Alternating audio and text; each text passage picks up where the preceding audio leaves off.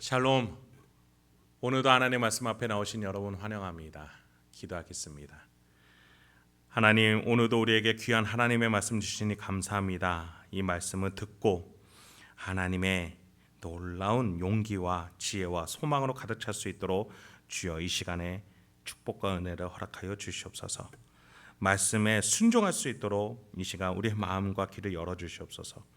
예수님의 이름으로 기도했습니다. 아멘. 오늘 함께 살펴볼 말씀 마태복음 20장 29절에서 34절입니다. 마태복음 20장 29절에서 34절입니다. 오늘도 명예로운 삶으로 우리를 인도해 주시는 주님을 찬양합니다. 지난 본문에서 예수님은 죽어야 한다라고 말씀하셨지만 제자들은 그것을 이해하지 못한 채 여전히 눈에 보이는 세계에서 높은 자리를 차지하려고 싸우는 모습을 보여주었습니다. 그럼에도 삼위일체 하나님의 인류를 구하기 위한 여정은 멈춰지지 않습니다. 오늘 본문에서 보니 이스라엘 중부지방에서 계셨던 예수님이 이제 예루살렘에 들어가서 죽으시기 위해서 일어서 나아가시는 모습을 보여줍니다. 여리고를 통해서 예루살렘으로 가는 직접적인 길로 들어서신 것이지요. 29절부터 31절입니다. 그들이 여리고에서 떠나갈 때에 큰 무리가 예수를 따르더라. 맹인 두 사람이 길가에 앉았다가 예수께서 지나가신다 함을 듣고 소리질러 이르되 주여 우리를 불쌍히 여기소서. 다윗의 자손이여 하니 무리가 꾸짖어 잠잠하라 하되 더욱 소리질러 이르되 주여 우리를 불쌍히 여기소서. 다윗의 자손이여 하는지라. 예수님을 따라 많은 무리들이 따르는 가운데 앞을 보지 못하는 맹인 두 사람이 예수님이 가는 그 길 가운데 앉았다가 예수님이 지나가시기만을 기다립니다. 그러다 예수님이 지나가니 큰 소리로 외쳐 부르지요. 그런데 그 부르는 소리가 뭐였습니까? 다윗의 자손이여 라고 부릅니다. 이 부분을 통해서 우리가 알 수 있는 것은 이 맹인들이 선지자들이 그간 알려주고 계속해서 말해준 하나님이 사람을 한 사람 보내실 것이다, 메시아라고 불리우는 그 사람이 다윗의 혈통에서 나올 것이다, 이 가르침을 알고 있었고 또 믿고 있었습니다. 그리고 그 사람이 예수님이라는 사실을 확신하고 있었던 거예요. 그러니 예수님이 지나가시기만을 기다리다가 그 소식을 듣고 예수님을 간절하게 부르는 것이죠. 그런데 그들 주변에서 같이 예수님을 구경하던 이들이 시끄러웠는지 그 맹인들 보고 조용히 하라고 합니다. 그러나 이 맹인들은 예수님을 단 한 사람 또는 유명인 좋은 설교가 정도로 믿고 있는 게 아니었습니다. 메시아라고 믿었어요. 자신들의 눈을 고쳐줄, 인생을 변화시켜줄 메시아라고 믿었었던 거예요. 그러니 더 부르고 더 크게 소리치는 겁니다. 이 부분에서 우리를 생각하게 만듭니다. 과연 여러분은 예수님을 어떤 사람으로 믿고 계십니까? 또 생각하고 계십니까? 성경은 그 예수님이 우리 인생을 바꿔주는 메시아라고 말해줍니다. 어떻게 바꿔줍니까?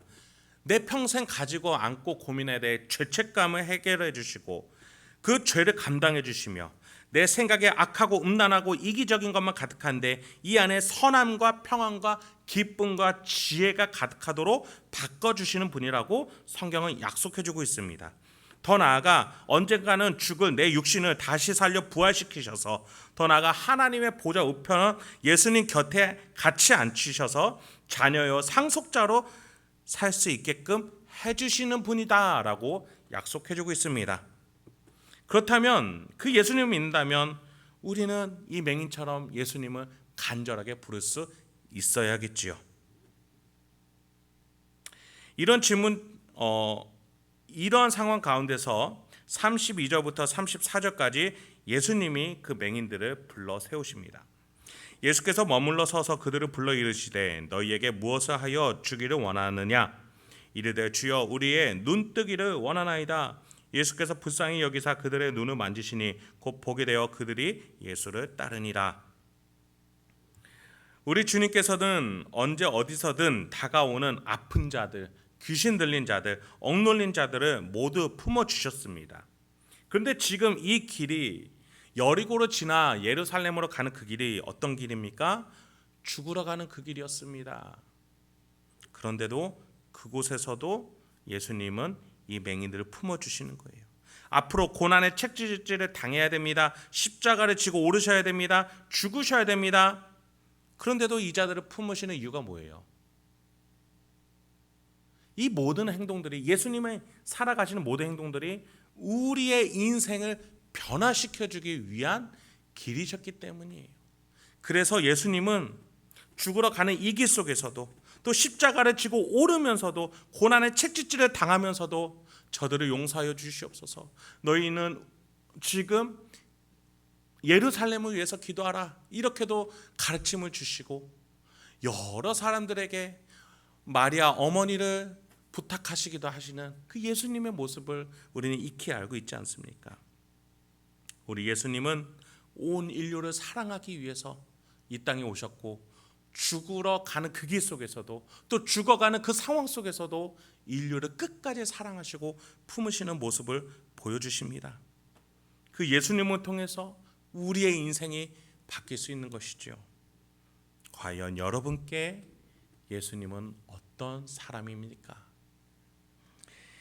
여러분이 어떤 상황과 어떤 처지에 있든지 예수님이 나의 그리스도요, 구원자요, 메시아요, 무너진 하늘 속에 유일하게 솟아날 탈출구, 해결책, 나의 위로자 되심을 믿으시길 바랍니다. 그 믿음을 우리 주님이 기쁨으로 받으시고 우리를 생명의 길로 인도하실 겁니다. 기쁨의 길로 인도하실 겁니다. 지혜의 응답으로 인도하실 겁니다. 새 생명으로, 마음의 동기부여로 넘쳐나는 생수와 같은 생명력으로 우리에게 응답하실 겁니다. 오늘 성경이 말하는 이 예수님을 믿으시면서 오늘도 예수님 앞에, 또 예수님과 함께 나아가시는 저와 여러분 되길 소망합니다. 오늘도 그렇게 우리 주님과 함께 살아가시는 저와 여러분 되길 소망합니다. 함께 기도하도록 하겠습니다. 하나님, 오늘도 우리에게 놀라운 하나님의 말씀 주시니 감사합니다. 주여, 우리 인생이 바뀌어지기 원합니다. 저 새 속에 물들어버린 내 눈이 하늘나라를 바라보며, 예수님을 바라보며, 성령님을 바라보며, 내 인생을 계획하신 하나님을 바라볼 수 있는 눈으로 바뀌어지기 소망합니다. 주여, 우리의 눈이 떠지게 하여 주시옵소서. 우리의 영혼이 일어나게 하여 주시옵소서. 우리의 귀가 들릴 수 있는 귀로 바꿔 주시옵소서. 그래서 오늘 하루도 예수님과 함께 명예롭게 살아가기로 결단할 수 있는 우리가 될 수 있도록 인도하여 주시옵소서. 주여, 우리 행복한 교회 성도님 한 분 한 분을 붙잡아 주셔서 오늘도 우리의 눈뜨기를 간절히 바라며 이 자리 가운데 말씀을 묵상하고 기도할 때에 주여, 심령의 눈이 떠질 수 있도록 주여 도와주시옵소서. 이 모든 말씀 예수님의 이름으로 기도했습니다. 아멘.